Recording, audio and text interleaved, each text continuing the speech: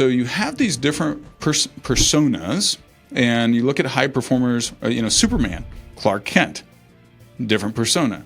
Beyonce, Sasha Fierce, Kobe Bryant, Black Mamba. Actually, so Kobe Bryant develops this persona in Black Mamba that helps sharpen how he shows up on the court.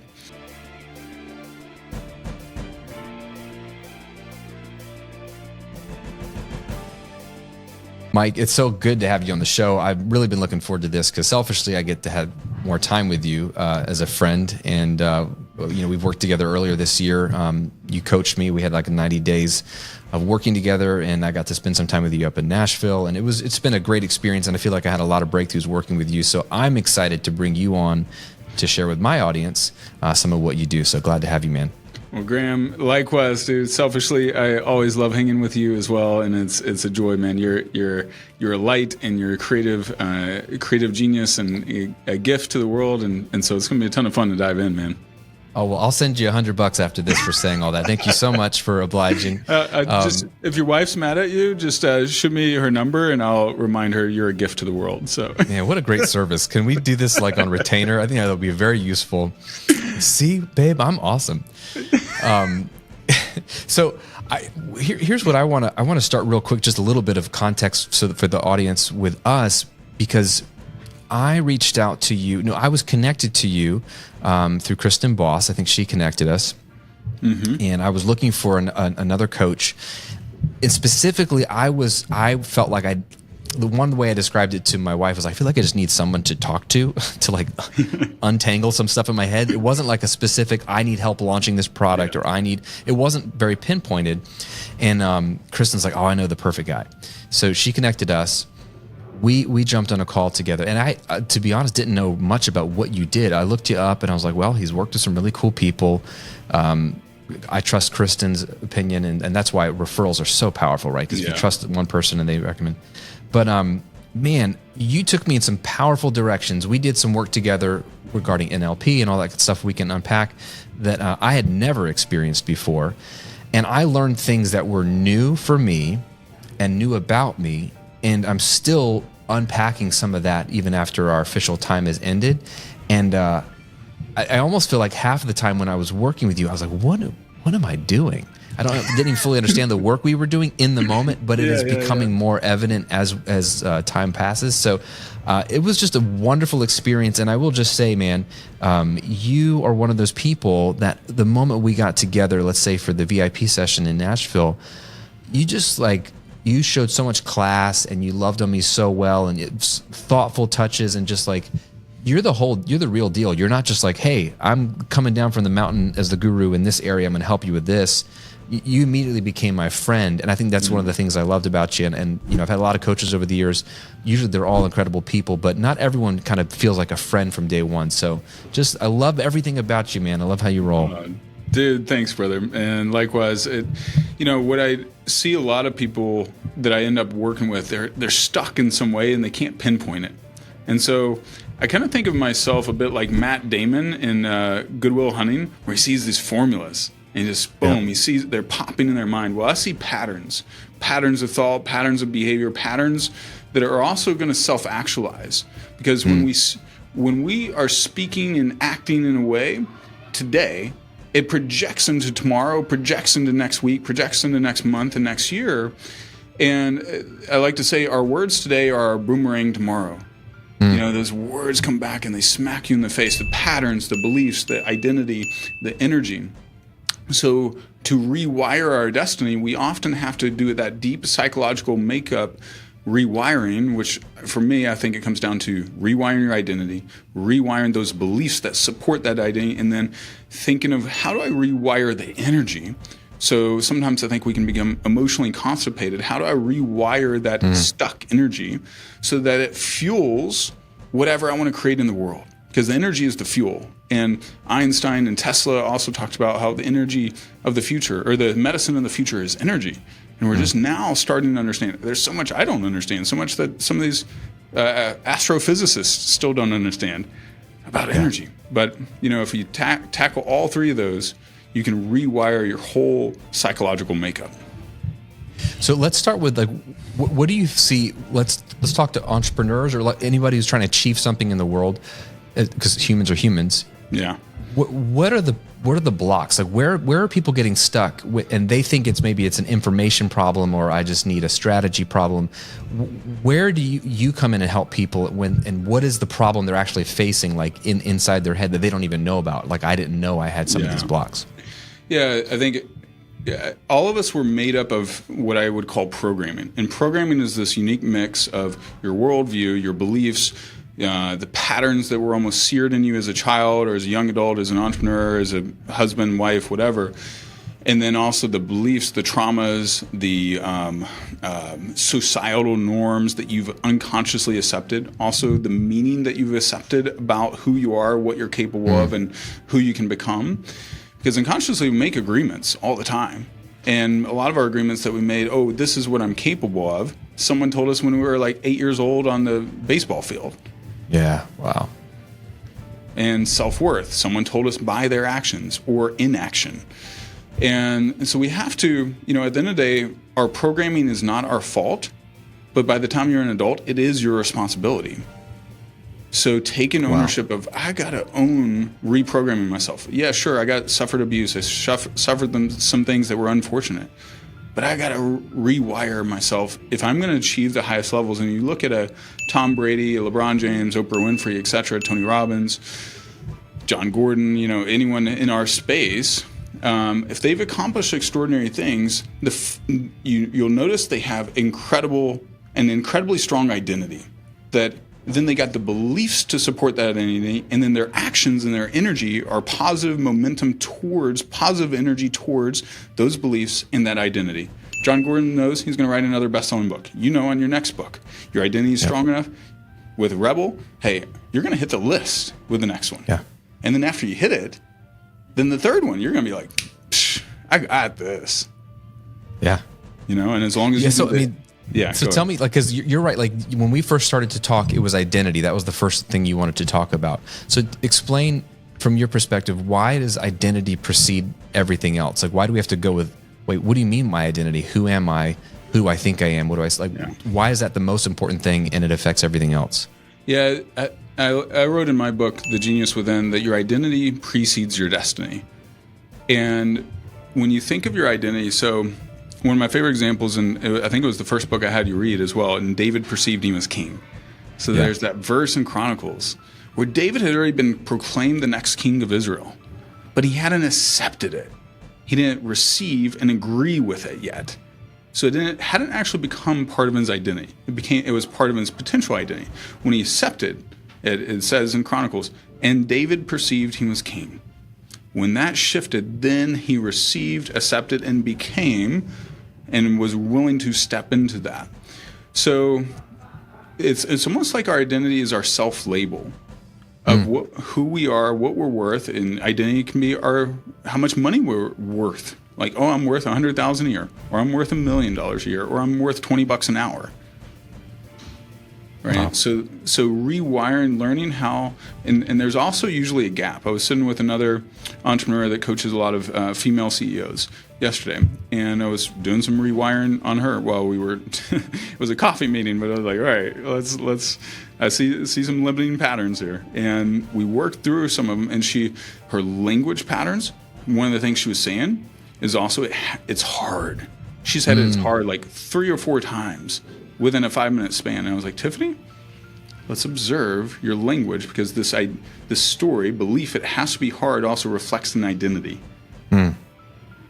That it can't be downhill, it can't be smooth, it can't be in flow and creating and building and all that. And then you're going to be projecting that energy of struggle and Protestant work ethic and toxic hustle. And even though she's teaching women on how it can be easy and it doesn't have to be this toxic hustle culture. But her language patterns didn't support that identity and didn't support those beliefs. So then we started reframing it. That's so powerful. It's interesting. 2 things that come to mind for me. One, I don't know do you know Cliff Ravenscraft? Yeah. Yeah, I know of him. He was he was the podcast answer man. Like that was his thing years ago. He got like Michael Hyatt into podcasting. He got Amy Porterfield into podcasting. Wow, Pat Flynn into podcasting. It's kind of wild. But he got into mindset coaching years later. But he shares this story of how when he was helping people with podcasts back in the day, like he was like the guy to help you launch a podcast. This is like 17 years ago, and nobody was podcasting or knew how to do it. He did like freelance services for people, and he had a client. He tells this story. He had a client who had a problem with his podcast setup. Cliff jumped on a call, and within 2 minutes, like he charged by the hour, whatever. I might have been $50 an hour, $100 an hour, whatever it was. Within 2 minutes, he solved the problem because he knew exactly what it was, because this is what he's been doing for a decade. Yeah. And the guy was ecstatic, and he said, "Great, send me the invoice." And Cliff never sent him the invoice for that hour of service, because he's like, it was only 3 minutes. Like he never got paid for it. But he tells the story of how he believed for so long that if you spend a lot of time on something, you should be rewarded for it. And really, we're learning, right? It's the opposite. Like if he could solve your problem in 3 minutes, it should charge 10x, because now you have your whole hour back. You can go do whatever else. But it was a limiting belief of I am only worth the time I put into something. It was just similar to maybe Tiffany's, like it has to be hard, or it has to put in a lot of time. And I know a lot of people struggle with that. So I think about that, like that's more of a money story and your identity related to money, which we did some work on, which was interesting.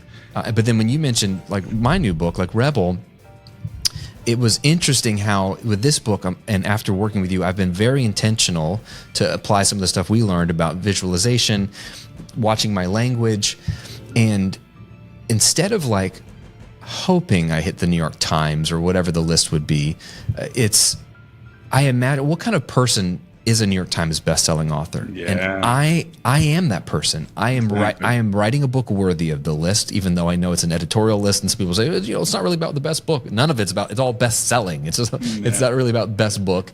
As Robert Kiyosaki pointed out with Rich Dad Poor Dad, he's like, it's not the best writing book, it's best selling. It doesn't have to be a good book.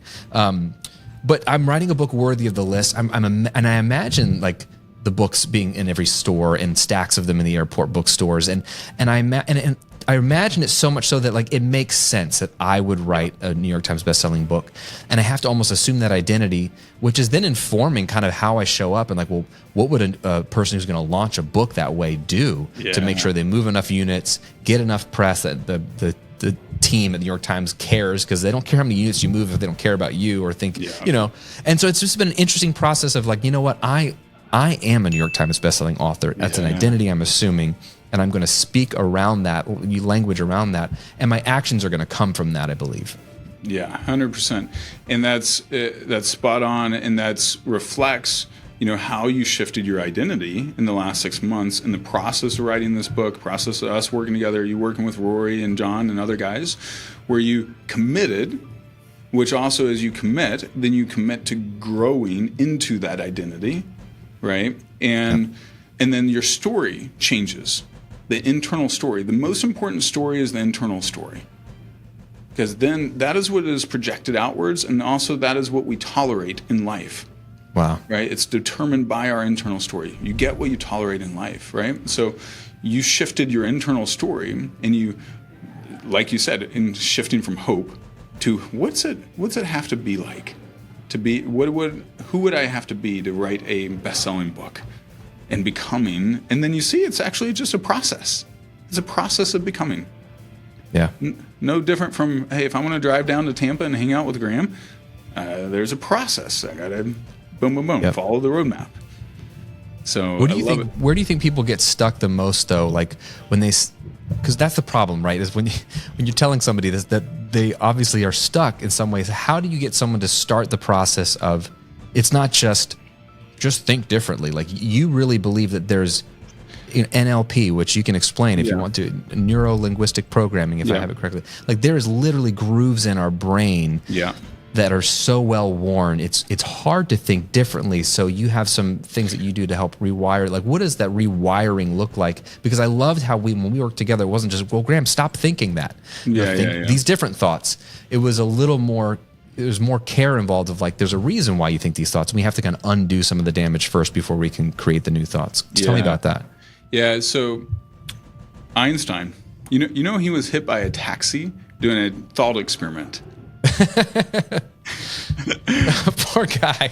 I just literally picture a picture of Einstein getting smacked by a taxi, and I don't know why. Sorry, I laughed. Sorry, Albert. No, he was lost in his thoughts, and what he was doing, he was doing something magical though. So he was being lost in these thoughts. He solved the theory of relativity. Part of how he solved the theory of relativity and won his Nobel Prize was he'd be walking down the road doing these crazy thought experiments. And one of the thought experiments, he would see himself riding a light wave. So he's riding this light wave. So he's observing himself from a different perspective. And this light wave goes around like Mars or Saturn, and it bends because the gravitational pull has a pull on light. And he was like, all right, so something clicked where he saw that this is the formula for E equals MC squared. And it was because he saw himself from a different perspective. So like when we did the alter ego exercise, which Todd Herman popularized in his book, Alter Ego, but I was doing it before his book ever came out because it's taught in NLP. So in NLP, we're teaching you have different parts of yourself that make up yourself. And this is also in Internal Family Systems from Dr. Richard Schwartz. And so you have these different personas, and you look at high performers, Superman, Clark Kent, different persona. Beyonce, Sasha Fierce, Kobe Bryant, Black Mamba. Actually, so Kobe Bryant develops this persona in Black Mamba that helps sharpen how he shows up on the court. But what happens is, so these neuro grooves that we have, it's kind of like the highway of the United States, right? It's already there, and to build a whole new highway, you have to tear down neighborhoods, tear down forests, swamplands, whatever. But if you could just have a whole like fresh landscape to build something new, and you have more creative freedom. So that's where you shift into tapping back into Einstein. He was obsessed with the power of imagination. So our brains don't know the difference between a reality and a very, like if we're physically experiencing something like the free throw shooter experiment. Yeah. Where so wild. Yeah. Versus just intensely visualizing something. So then when we do an alter ego exercise like we did with you, then we shift you into this other state of you're connecting with a different part of you, and then seeing those settings and experiences. Like I remember we worked on like Grateful Graham and some other aspects, right?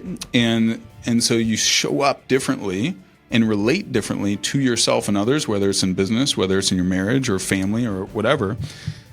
And when you shift into that persona, it's like it's easier instead of just trying really hard. Trying really hard, if you're programmed a certain way, trying really hard isn't going to get it done. Yeah.